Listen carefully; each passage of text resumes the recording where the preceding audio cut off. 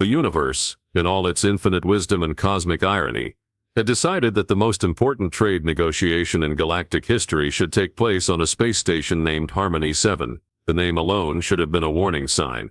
Anything labeled with such aggressive optimism was bound to end in spectacular disaster. Built by the Centaurian Collective in what they called their architectural meditation phase, the station resembled a crystalline flower blooming in the void, complete with bioluminescent petals that pulsed in colors that supposedly promoted interspecies emotional resonance. Most diplomats agreed it looked like a disco ball having an anxiety attack. 47 species had gathered for the Great Trade Compact negotiations, each bringing their own particular brand of superiority, complex and cultural baggage. The ethereal consciousness of Proxima arrived as sentient light patterns that required specialized holographic projectors just to be seen, while the hive mind collective from Betelgeuse showed up as a single representative who claimed to speak for 17 billion individuals. The Crystallid Empire materialized their delegates from pure thought, which was impressive until you realized they spent most meetings arguing about whether they actually existed or were just really committed to the philosophical concept of existence. And then there was humanity's representative. Ambassador Hayes walked through the station's main docking bay with the casual confidence of someone who had long ago accepted that the universe was fundamentally ridiculous, and had decided to embrace it. He stood roughly 6 feet tall, wearing a standard diplomatic suit that managed to look both formal and practical, a combination that seemed to confuse several nearby aliens who were apparently unfamiliar with the concept of functional fashion. His graying hair was cut in what humans optimistically called distinguished, though most species with functioning visual organs would describe it as gravity defeated, but it was what he carried that drew the stares, pointed appendages and various alien equivalents of raised eyebrows. Strapped to his shoulders with the kind of casual familiarity that comes from years of use was a simple black backpack. Not a quantum storage unit, not a bio-integrated carrying system, not even a basic anti-gravity flotation device, just a backpack. Made of fabric. With zipper. The Veltar delegation was the first to notice this apparent anomaly in civilized behavior. The Veltar prided themselves on being the galaxy's foremost experts on efficiency and optimization, a claim that would have been more impressive if they didn't spend 3 hours each morning calibrating their neural interfaces to achieve peak performance for the act of getting out of bed. Their leader, Overlord Nex, possessed the kind of razor-sharp intellect that could calculate hyperspace trajectories in his head, but somehow couldn't figure out why his species' birth rate had plummeted after they'd optimized all emotion out of their reproductive process. Fascinating, Nex observed to his aide, his voice carrying the particular tone that highly intelligent beings use when they encounter something so primitive they assume it must be performance art.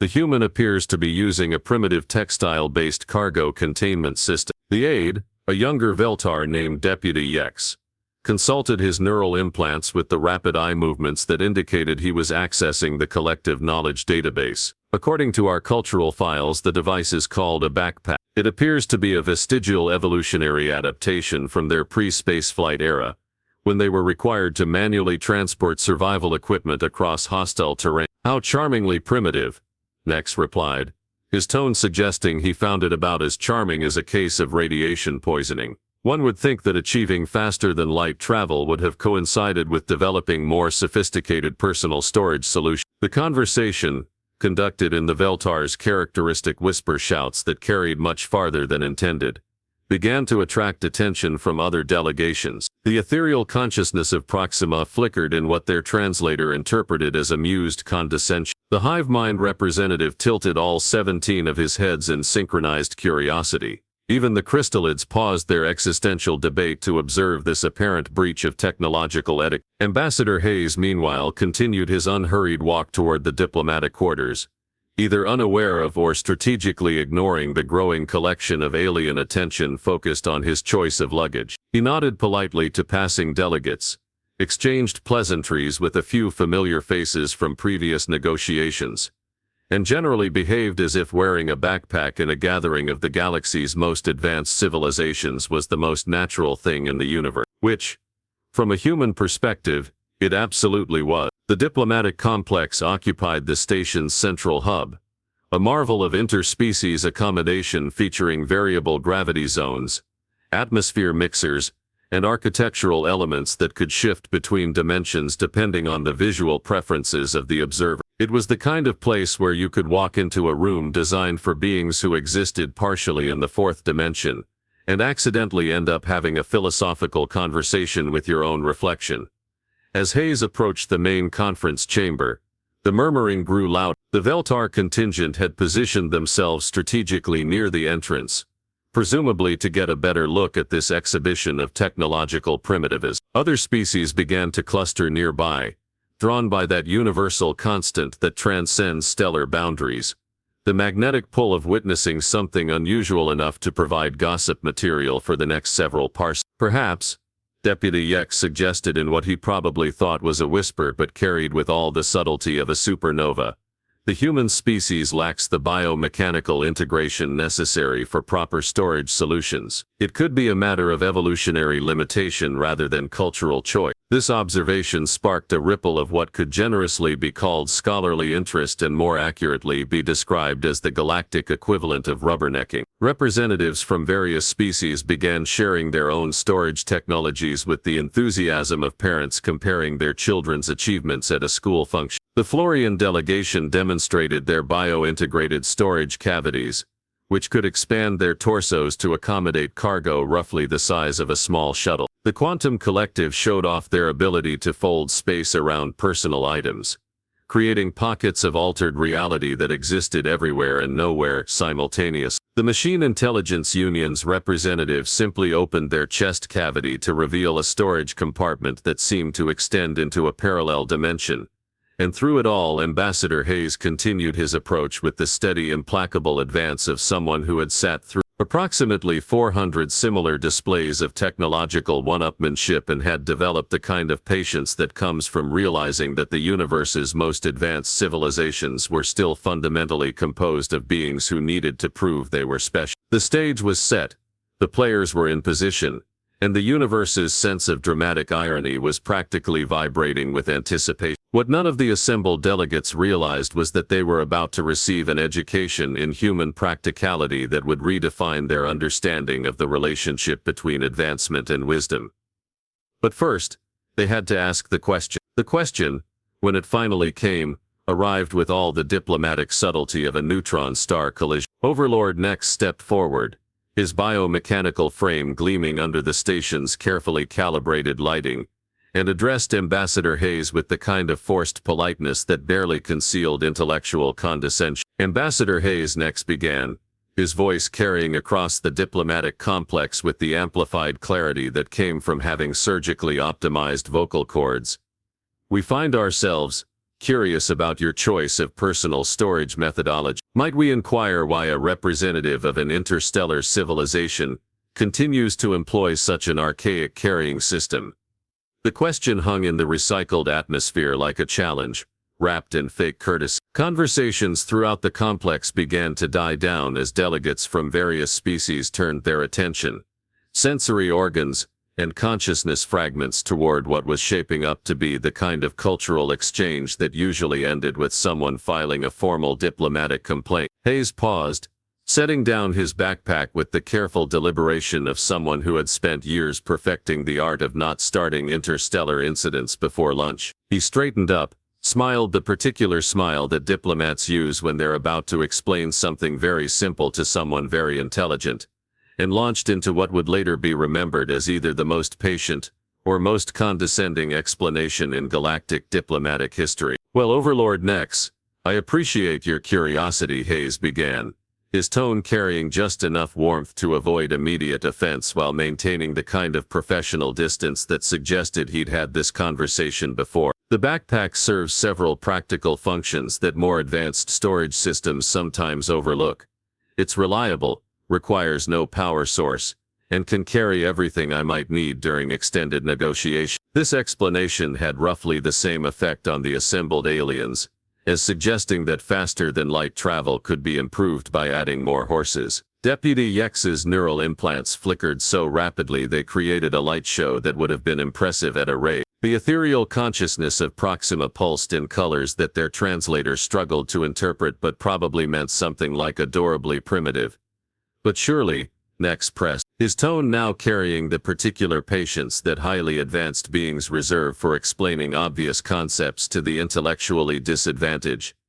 You must recognize the inefficiency of manual weight distribution across your biological frame when superior alternatives exist. As if summoned by the word superior, representatives from various species began to demonstrate their advanced storage technologies with the enthusiasm of peacocks displaying their plumage. The Florian delegate, Ambassador Glix, expanded his thoracic cavity to roughly twice its normal size, revealing an internal storage system that could apparently house everything from personal effects to small spacecraft. Our bio-integrated storage evolved over 12 million years, Glix announced with the pride of someone whose species had spent 12 million years perfecting the art of being living luggage. We can store up to 400 kilograms of material without affecting mobility or comfort. The human method seems to cause visible strain on the skeletal structure. The quantum collective's representative, a being who existed in 7 dimensions simultaneously and went by the designation prime calculation,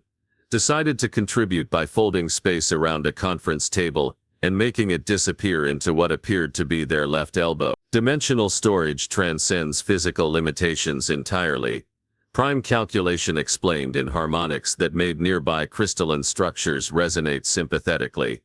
We can store entire star systems in pocket dimensions accessible through quantum entanglement. Not to be outdone, the Machine Intelligence Union's delegate, unit designation Alpha Prime 7, opened their chest compartment to reveal a storage space that seemed to extend infinitely inward. Our storage capacity is limited only by available processing power, Alpha Prime 7 announced with the satisfaction of someone whose species had solved personal storage by becoming part computer. Currently, I am carrying 3 backup personalities, 17,000 years of cultural archives, and a complete molecular blueprint library for reconstructing any tool or device needed for diplomatic functions. The crystallids, still engaged in their ongoing existential debate, paused long enough to manifest several of their members in different phases of reality, each storing items in what they called conceptual space, a storage method that apparently worked by convincing the universe that their belongings existed in a state of philosophical potential rather than physical reality. Hayes watched this technological parade with the expression of someone who had seen variations of this show on approximately 47 different worlds, and had developed the kind of professional appreciation that comes from recognizing genuine craftsmanship even when it's being used to show off. He nodded appreciatively at each demonstration, made appropriate sounds of interest, and generally behaved like a tourist at a very expensive and slightly ridiculous technology exhibition. These are all truly impressive solutions, Hayes acknowledged, his diplomatic training allowing him to sound genuinely appreciative, while internally calculating how many of these advanced storage systems would survive a day in Earth's Amazon rainforest, each clearly optimized for your species' specific needs and capabilities.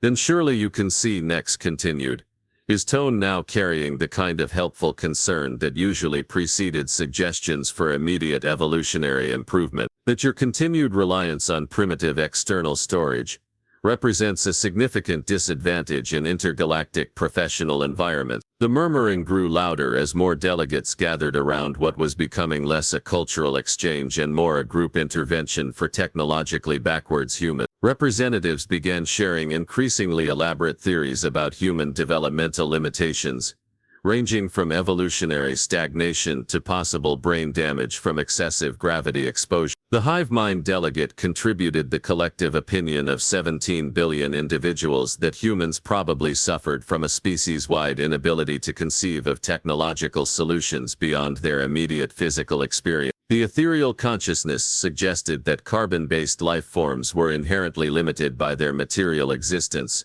and should consider evolving beyond physical form entirely. Even the normally diplomatic Centaurian representatives began exchanging looks that suggested they were reconsidering humanity's inclusion in advanced galactic civilization. Hayes endured this crescendo of well-meaning condescension, with the kind of patience that came from years of representing a species that most of the galaxy considered to be promising but primitive. He adjusted the straps of his backpack, checked his chronometer, and generally gave the impression of someone who was keeping track of time for reasons that would become important later. What none of the assembled delegates realized was that Hayes's backpack contained, among other practical items, his lunch. And in approximately 37 minutes, when the formal negotiations were scheduled to begin, that lunch was going to become the most important diplomatic tool in the conference center.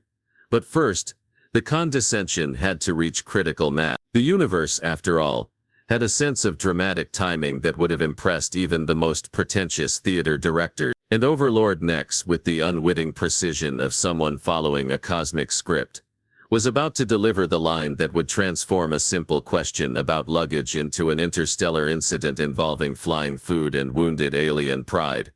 The stage was set. The technological parade had concluded. And somewhere in the recycled atmosphere of Harmony 7, the universe held its breath in anticipation of what was about to become the most memorable diplomatic exchange since the Great Misunderstanding of Raj. Prime. The final straw arrived disguised as helpful advice, delivered with the kind of patronizing concern that made diplomatic immunity seem like an inadequate protection against the urge to commit justifiable homicide.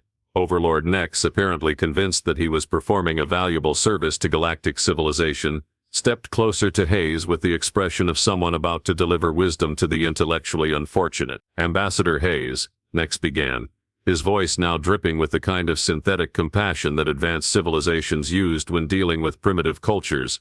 We understand that evolutionary limitations are not your fault. Your species has achieved remarkable progress considering your biological constraints.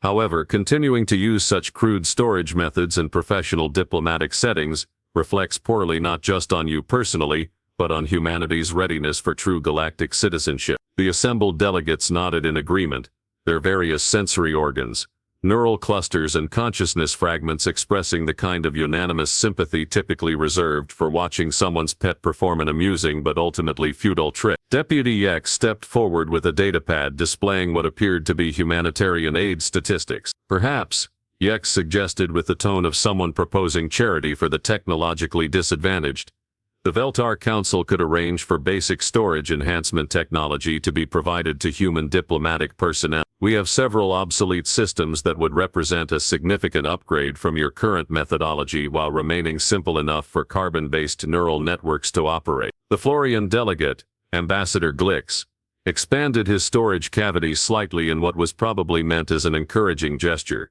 Our medical division has extensive experience with biomechanical integration. We could certainly arrange for surgical modification that would allow basic internal storage capability. The procedure only has a 30% rejection rate in carbon-based species. Prime calculation from the quantum collective flickered in mathematical patterns that their translator rendered as patronizing encouragement. We could provide entry-level dimensional storage technology. Nothing too complex.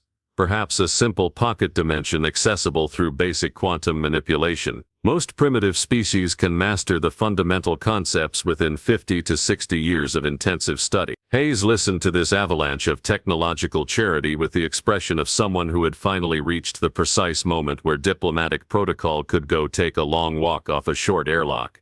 His jaw tightened almost imperceptibly. His grip on his backpack straps showed the kind of tension that usually preceded either enlightenment or violence. His smile maintained its diplomatic warmth, while his eyes developed the particular glint that experienced negotiators recognized as a warning sign that someone was about to do something memorable. "I appreciate your concern for humanity's technological development," Hayes said, his voice maintaining its professional tone while carrying undertones that suggested the next words out of his mouth might not be suitable for recording an official diplomatic transcript. "But I think there might be a fundamental misunderstanding about the purpose and value of human storage solution." "Of course there's a misunderstanding," Nex replied with the kind of patient condescension typically reserved for explaining basic concepts to small children or primitive civilizations. "You're clearly unaware of the superior alternatives available. It's not your fault. Your species simply hasn't evolved the cognitive framework necessary to comprehend advanced storage theory." That sentence hung in the recycled atmosphere like a challenge wrapped in an insult, delivered with a ribbon made of pure distilled arrogance. The universe seemed to pause, as if recognizing that one of those pivotal moments in galactic history was about to unfold. The kind of moment that future historians would mark as the precise instant when everything changed. Hayes set down his backpack with the careful deliberation of someone making a conscious decision to abandon diplomatic protocol in favor of more direct communication method. He unzipped the main compartment with movements that seemed casual but carried the precision of someone who had performed this action thousands of times before. His hand disappeared into the backpack's interior and emerged holding what appeared to be a standard-issue human lunch container. Simple rectangular device made of what the aliens would probably classify as primitive polymer construction.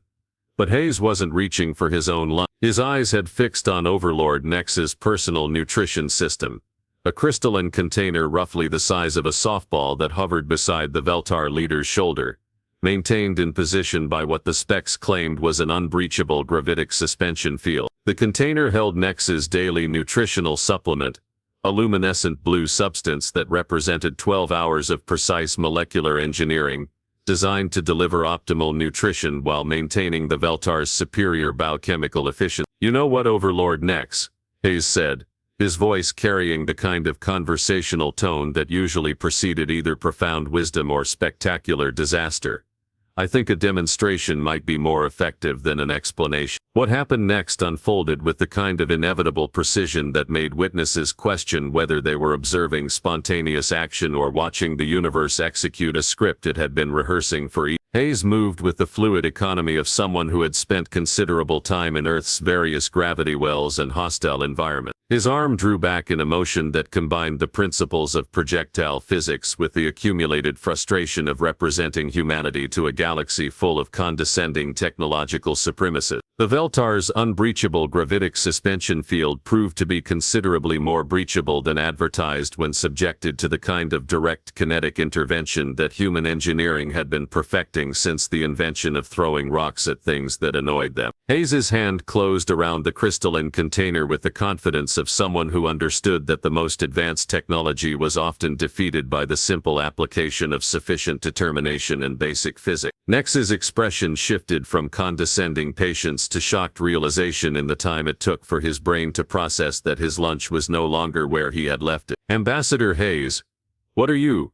The question was interrupted by the sight of his nutritional supplement container tracing a perfect parabolic arc through the diplomatic complex's carefully controlled atmosphere. The crystalline vessel tumbled end over end with the mathematical precision of an object obeying universal laws that predated every advanced civilization in the conference center by approximately 14 billion years. Time seemed to dilate as the container reached the apex of its trajectory, hanging suspended for a moment that lasted either microseconds or millennia, depending on your frame of reference and level of diplomatic investment in the outcome. The assembled delegates watched with the kind of horrified fascination typically reserved for witnessing natural disasters or political scandals unfolding in real time. The container completed its journey with a crystalline crash that echoed through the complex like the sound of expensive diplomacy shattering against the hard surface of human practicality. Luminescent blue nutritional supplements spread across the polished floor in patterns that would have been beautiful if they hadn't represented 12 hours of precise molecular engineering,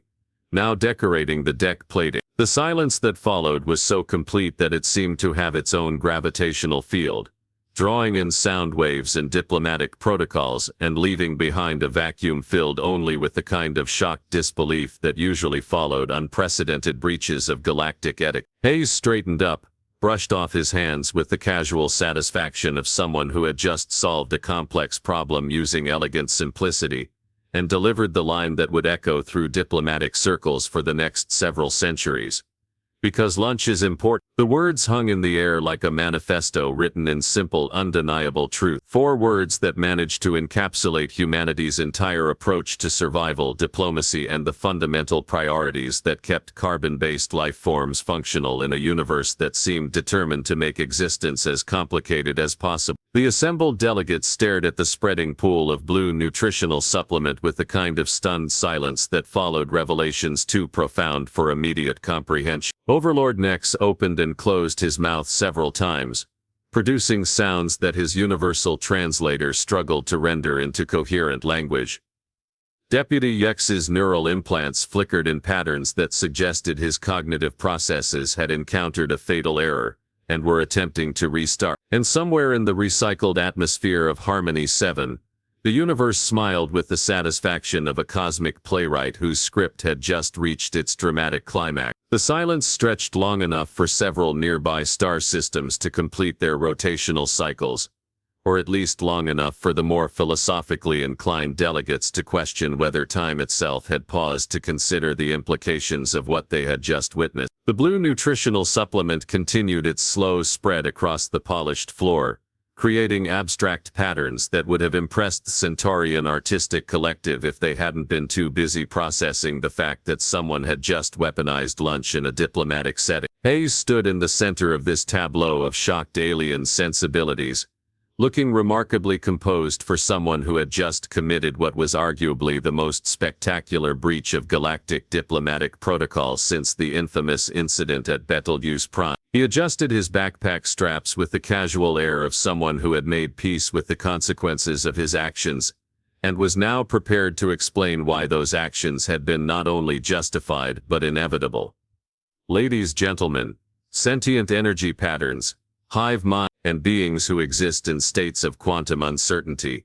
Hayes began, his voice carrying the kind of calm authority that comes from finally abandoning the pretense of diplomatic politeness in favor of honest communication. I believe we've been approaching this conversation from fundamentally different perspectives. Overlord Nex, still staring at the remains of his precisely engineered lunch with the expression of someone watching their worldview undergo catastrophic structural failure, managed to produce something that resembled coherent speech. Ambassador Hayes, that nutritional supplement represented 12 hours of molecular engineering designed to optimize Veltar biochemical efficiency for peak diplomatic performance.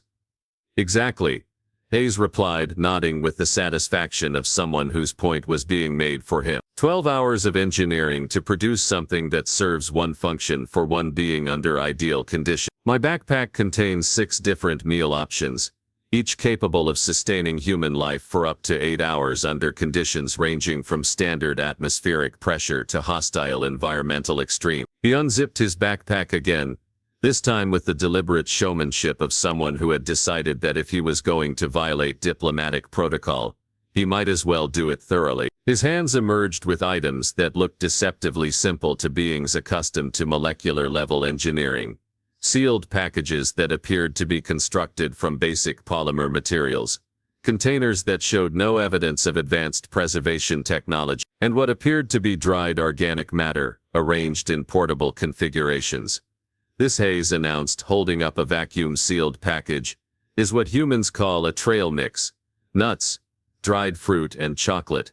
It requires no power source, no environmental controls, and no molecular engineering. It can survive temperatures ranging from -40 to +60 degrees Celsius, can be consumed in zero gravity or under extreme acceleration, and provides sustained energy for approximately 4 hours of strenuous activity. The assembled delegates stared at the package with the kind of fascination typically reserved for archaeological artifacts from primitive civilizations, except these artifacts were apparently still in active use by a species that had achieved faster-than-light travel. But surely, Deputy Yex interjected, his neural implants still flickering in confused patterns. Optimal nutrition requires precise molecular calibration based on individual biochemical requirements and current physiological demand. Hayes smiled with the expression of someone who was about to deliver a lesson in practical philosophy disguised as a discussion about food storage. Deputy Yex, let me ask you something. What happens if your molecular engineering systems fail? What if your power sources are compromised? What if you find yourself in an environment where your precisely calibrated nutrition delivery systems can't function? The question hung in the air like a challenge to every advanced civilization's basic assumptions about technological dependence. Prime calculation flickered in mathematical patterns that suggested rapid probability calculations. The Florian delegate's bio-integrated storage cavity contracted slightly in what might have been anxiety. Even the crystallids paused their existential debate to consider the practical implications of Hayes's inquiry.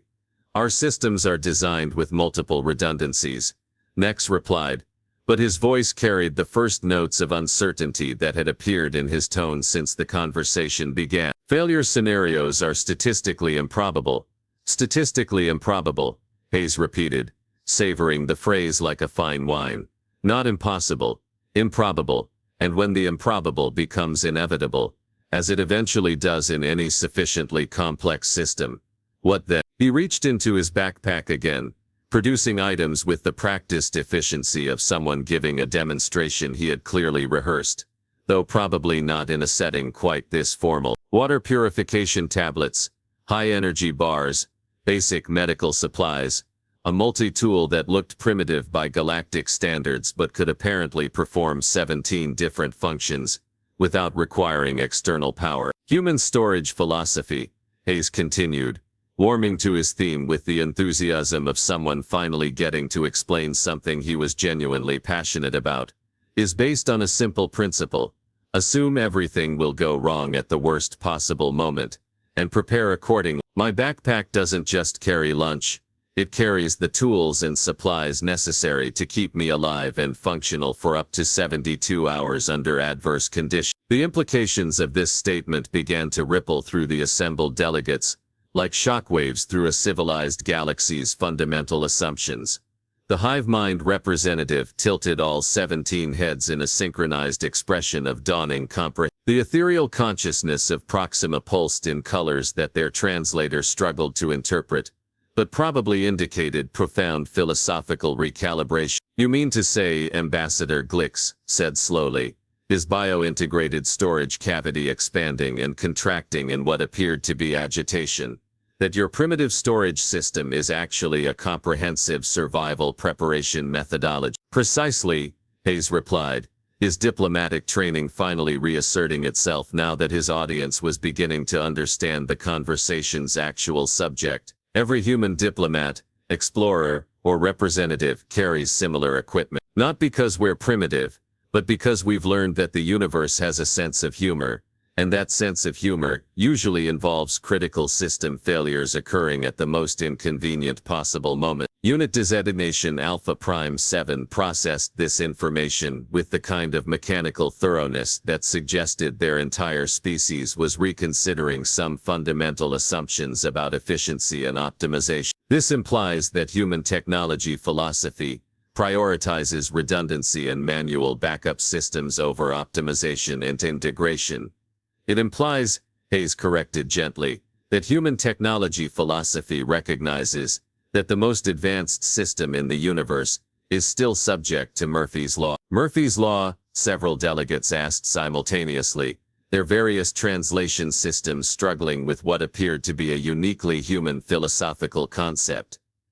Hayes's smile became genuinely warm for the first time since the conversation had begun. Anything that can go wrong, will go wrong, at the worst possible moment. It's one of the fundamental principles of human engineering, right up there with measure twice, cut once, and if it's stupid but it works, it's not stupid. The silence that followed this explanation was different from the shocked quiet that had followed the lunch-throwing incident. This was the silence of beings who had spent centuries perfecting technological solutions, only to discover that they had been solving the wrong problem. It was the silence of advanced civilizations, realizing that their primitive neighbors had been quietly mastering the art of preparing for the inevitable moment when advancement failed, and survival depended on the basic. Overlord Nex looked down at the spreading remains of his precisely engineered nutrition supplement, then back at Hayes's simple trail mix, and experienced what humans would recognize as a moment of profound philosophical clarity.